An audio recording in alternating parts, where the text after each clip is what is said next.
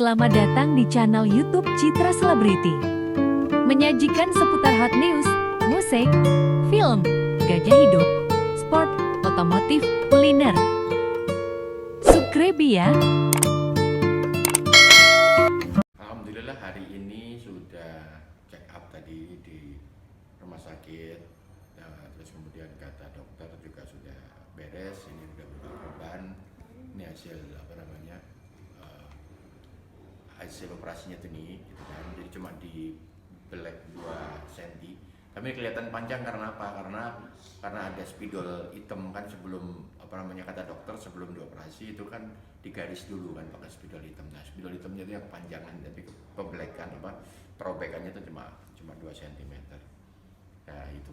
Jadi alhamdulillah sudah beres dan sudah biasa lagi, alhamdulillah ya udah bener, udah sedang penyesuaian ya kan. Jadi ketika ada benda baru yang masuk di dalam kerangka leher saya ini, semuanya urat-urat saraf yang ada di belakang dan seputaran leher ini juga sedang mengalami penyesuaian adaptasi lagi. Jadi kira-kira 12 minggu lagi saya baru bisa istilahnya sembuh total gitu.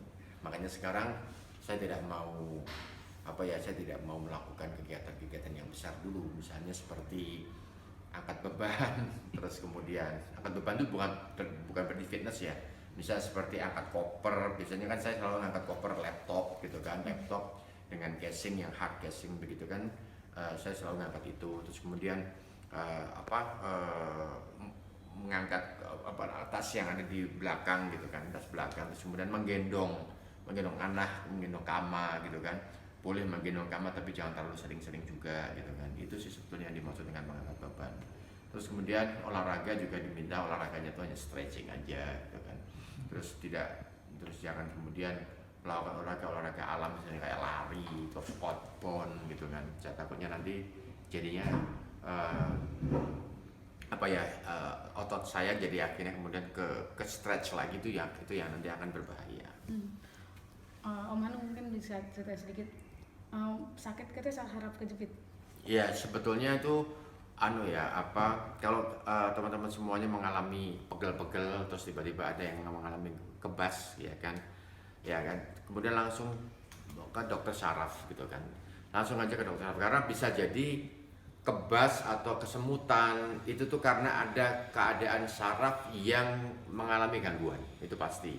Misalnya saya dulu diawali dari kebas di jempol saya, karena saya sering mengetik, saya sering text message gitu kan.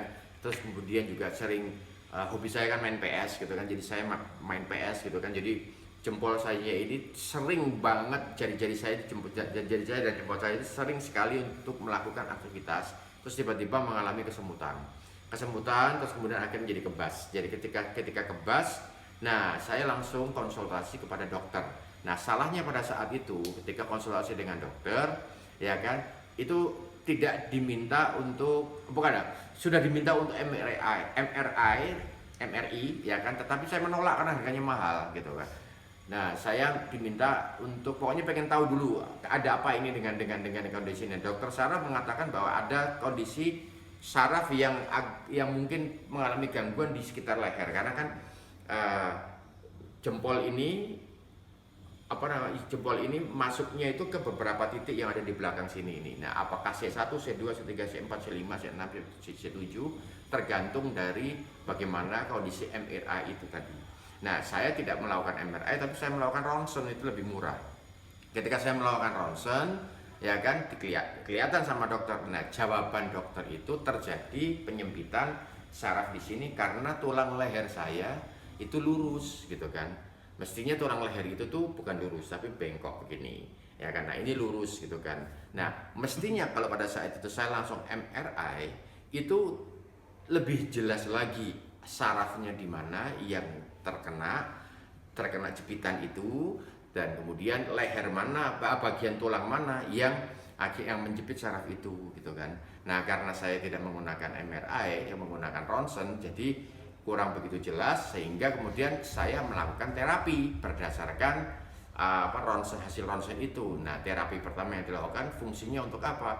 mengembalikan lagi kenormalan leher saya yang tadinya lurus tadi itu mestinya kan bentuknya kan melengkung begini nih.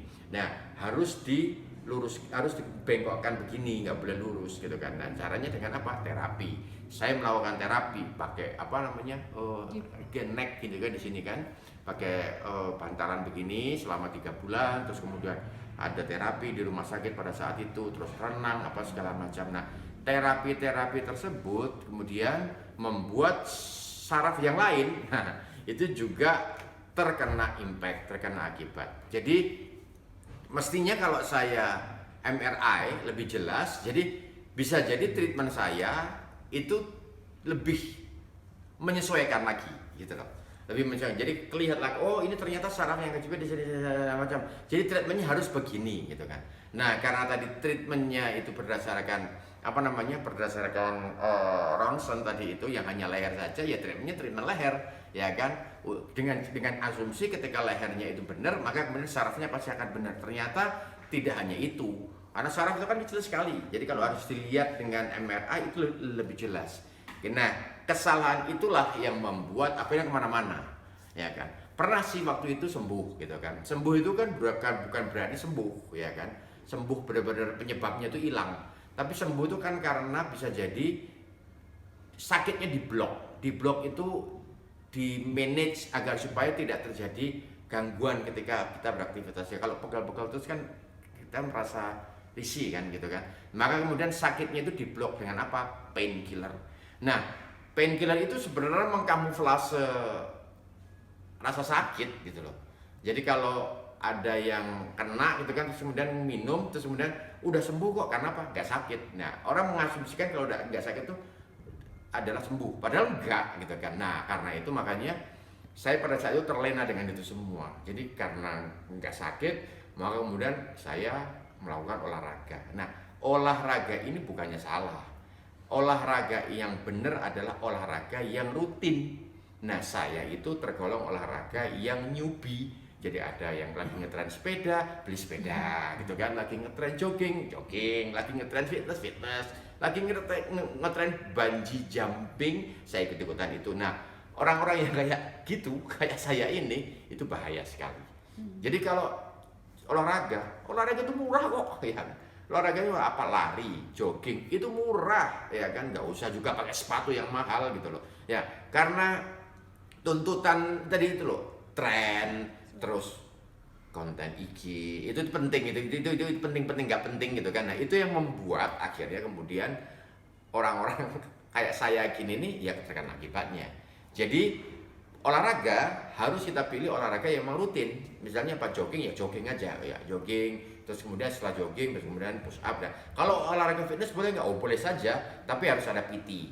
Nah, ketika udah nemu PT, terus kemudian fitness, ya lakukan terus sampai sekarang terus. Karena kalau nggak dilakukan, misalnya setahun 2 bulan, jangan setahun, 2 bulan berhenti aja, mau mulai lagi tuh kayak mulai lagi dari awal lagi gitu kan.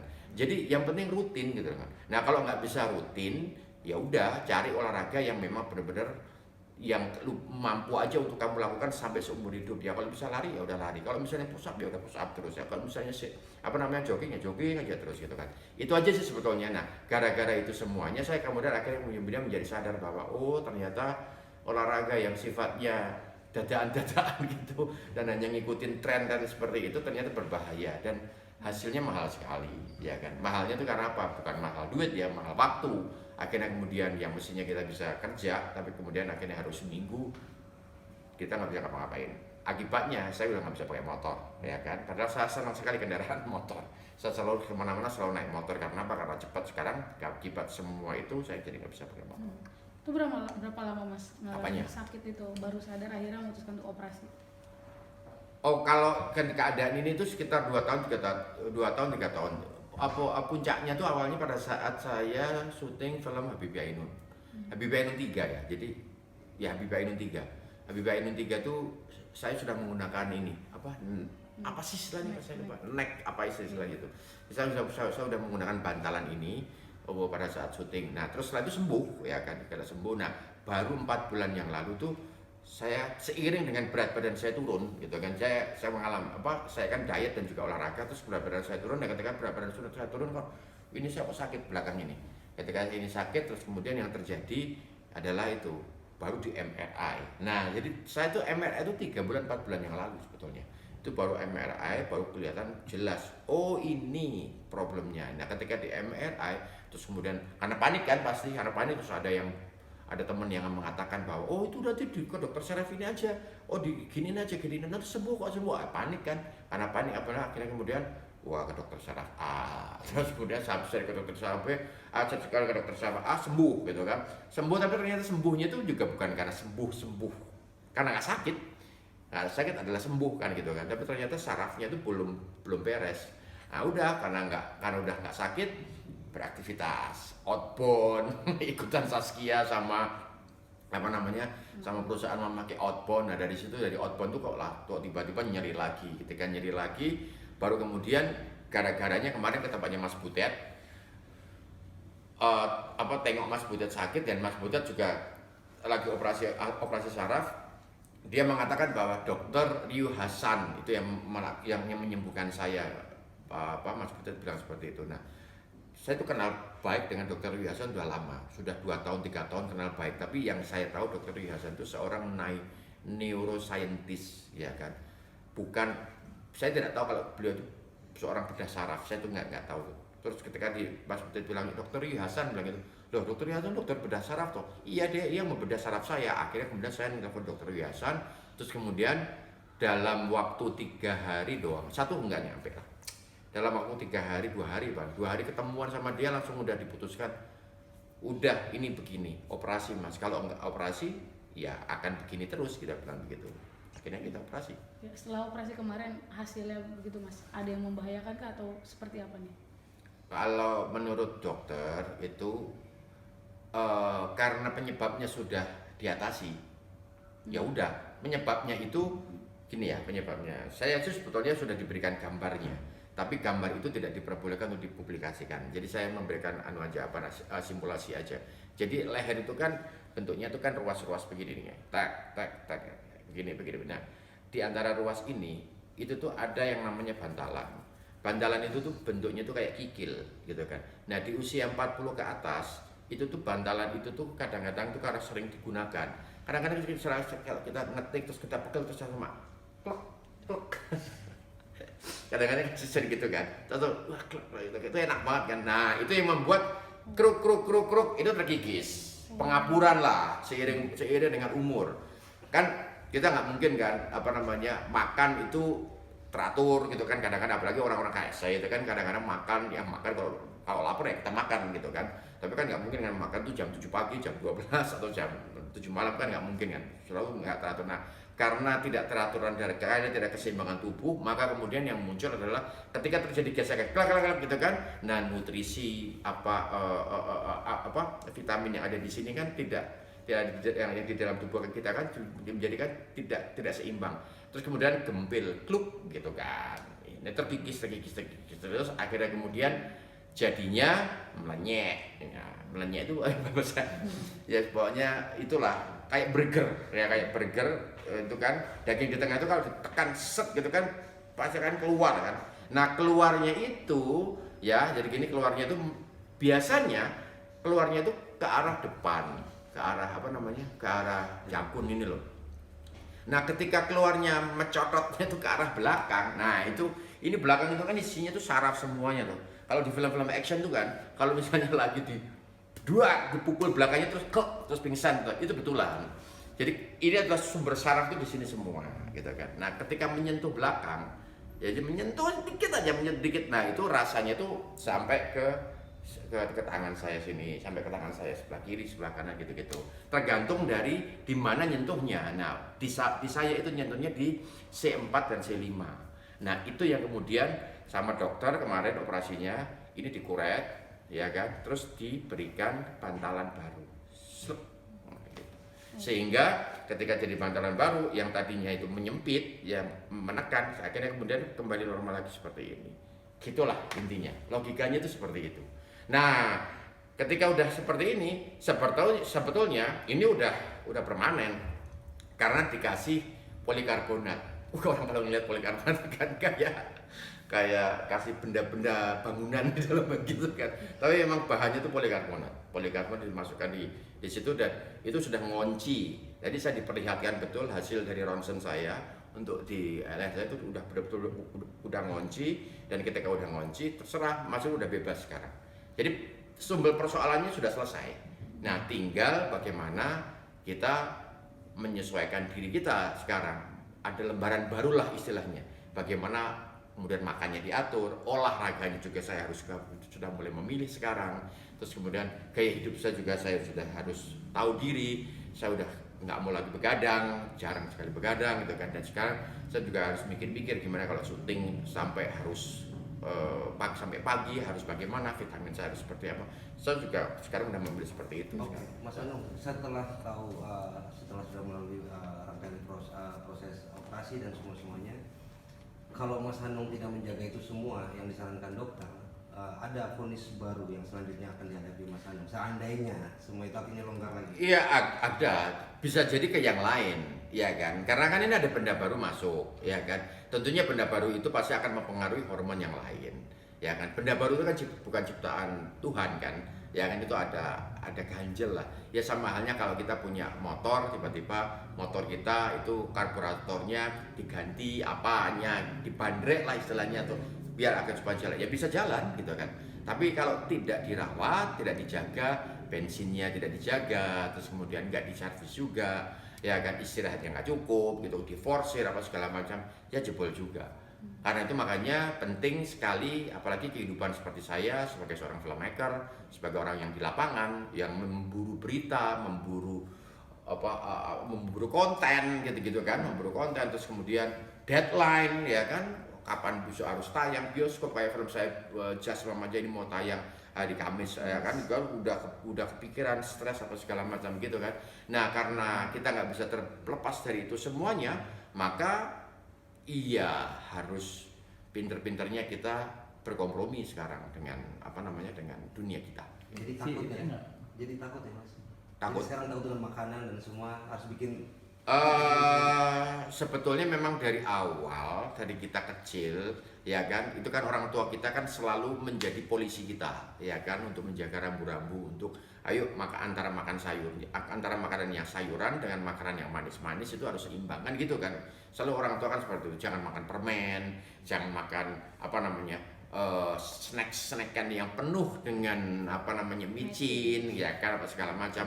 Itu kan sebetulnya kan orang tua kita kan meminta kita untuk membuat diri kita tuh, tubuh kita tuh seimbang, ya kan.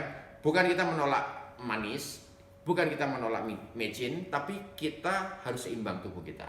Dalam sehari berapa kali kita harus minum kafein, kopi gitu kan, berapa kali kita harus minum sirup, berapa kali harus kita minum air putih, apa segala macam kan, semuanya kan ada keseimbangan. Nah, mulai dari gara-gara saya sebelum operasi ya, dari gara-gara saya kena saraf apa segala macam, saya kemudian akhirnya ngecek seluruh nutrisi saya semuanya. Jadi masing-masing manusia itu ternyata memiliki nutrisi, asupan nutrisi yang beda-beda.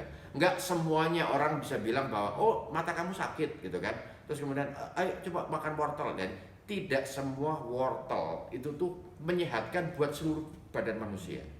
Tidak semuanya, tergantung dari gennya apa, kemudian darahnya, golongan darahnya apa. Nah, terus kemudian asupan nutrisinya pun juga harus disesuaikan dengan golongan darah dan juga dari gen tersebut. Ternyata begitu. Misalnya seperti saya, wah susu itu sehat, buat saya nggak sehat, buat gen kayak saya nggak sehat. Terus oh jangan makan kambing-kambingan, jangan makan kerbau, daging-daging steak apa segala macam. Hati-hati loh, itu kolesterol. Buat saya itu menyehatkan. Bukan sayanya ya, tapi buat gen saya itu menyehatkan. Jadi kalau saya tiap hari makan sate kelata apa segala macam, itu memang buat saya menyehatkan. Buat Saskia enggak. Nah, jadi itu yang saya jadi tahu, Saskia juga jadi tahu. Karena apa? Ya karena ada dokter nutrisi. Jadi saya sarankan ke teman-teman semuanya untuk mulai ngecek ke dokter nutrisi. Mahal, tapi kita jadi tahu, ya kan? Ya ibaratnya beli handphone aja ya dibelain kok beli handphone gitu kan. Beli handphone berapa sih? 3 juta, 5 juta, 6 juta, 7 juta. Mahal itu juga nggak sampai 100 juta, enggak. Kalau udah kayak saya, operasi mahal itu udah. Itu bisa 150 sampai 200 juta. Kalau nggak ada asuransi, saya pasti akan kewalahan untuk melakukan itu. Saya pasti akan menolak. Nah, kalau udah sampai kasep begitu itu mahal. Tapi kalau untuk ngecek enggak, gitu kan.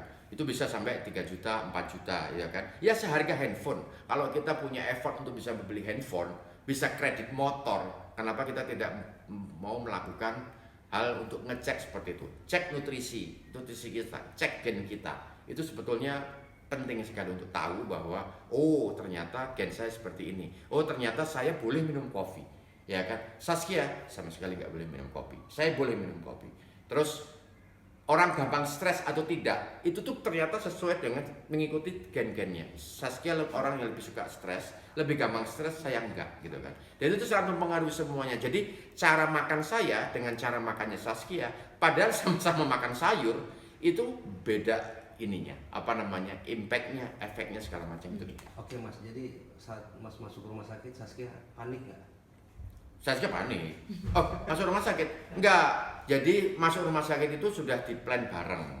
Yang membuat panik itu adalah ketika pertama kali terjadi apa namanya pain attack ini loh, kesakitan yang tiba-tiba mendadak gitu kan. Itu yang membuat Saskia kenapa sakit? Bukannya ini itu apa segala macam gitu kan.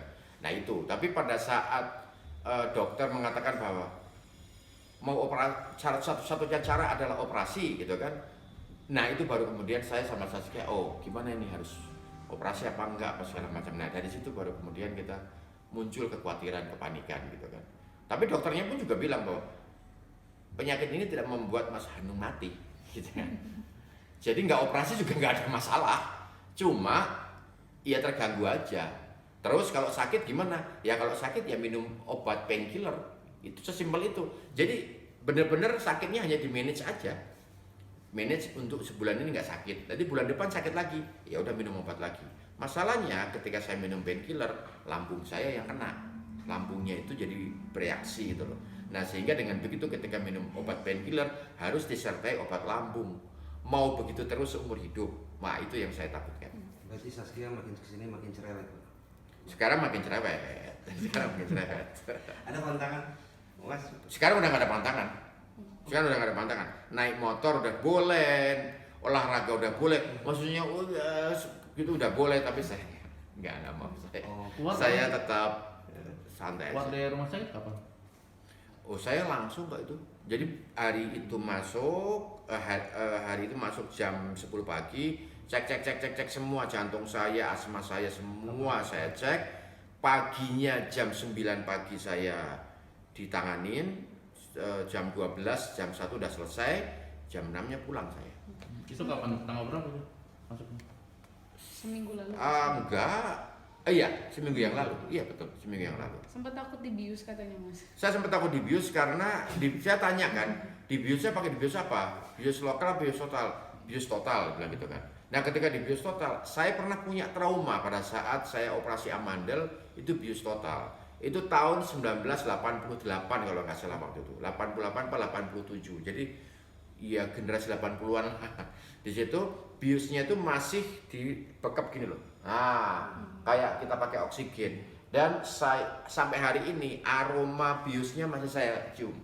Jadi ketika saya ada rempah atau apa atau bahan kimia apa yang yang seperti bius itu, saya kemudian langsung saya merinding sendiri gitu kan, karena masih trauma.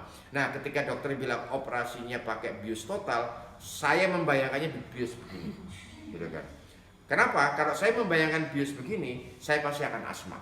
Karena ketika saya panik, saya pasti asma gitu kan. Jadi ketika dokter bilang, Mas itu kena asma ya? Iya, saya asma, tapi asma saya ketika saya panik. Ketika saya nggak panik, saya nggak akan kena asma. Wah itu dokter asma langsung, wah nanti kan pada saat operasi kamu panik bagaimana gitu kan. Nah itu kemarin sempat terjadi berdiskusi di dalam kamar seperti itu, di dalam masa seperti itu, agak takut saya gitu kan. Tapi ternyata pada saat operasi nggak ada bius begini, ternyata biusnya cuma pakai suntik, dan suntiknya itu sudah melalui sudah melalui infus. Nah tapi dokternya sudah menangkap indikasi stres saya dulu.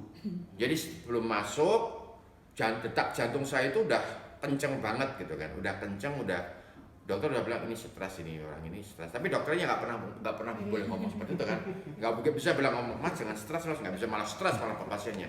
Jadi dia lihat dari detaknya udah stres. Nah baru setelah selesai penanganan dokternya cerita Mas Danung tuh stres 1 jam loh, dia bilang itu. 1 jam setelah kita bius Mas Danung tuh masih stres. Jadi kita tuh mestinya tuh di bius cuma 10-20 menit, ini saya harus nunggu 1 jam lagi, 1 jam untuk detak jantungnya Mas Danung dalam keadaan normal. Terus saya bilang, habis nggak bilang sih kalau biusnya lewat suntik. Coba kalau dari kemarin bilang biusnya lewat suntik, saya akan tenang bilang gitu. Jadi tapi ya udah, udah terlanjur. Jadi saya mengalami panik karena saya mengalami trauma biusnya dengan itu. Jadi ternyata itu adalah medis tahun 80-an. Jadi sekarang sudah nggak ada itu yang namanya bius total dengan cara begini tuh nggak ada. Oke.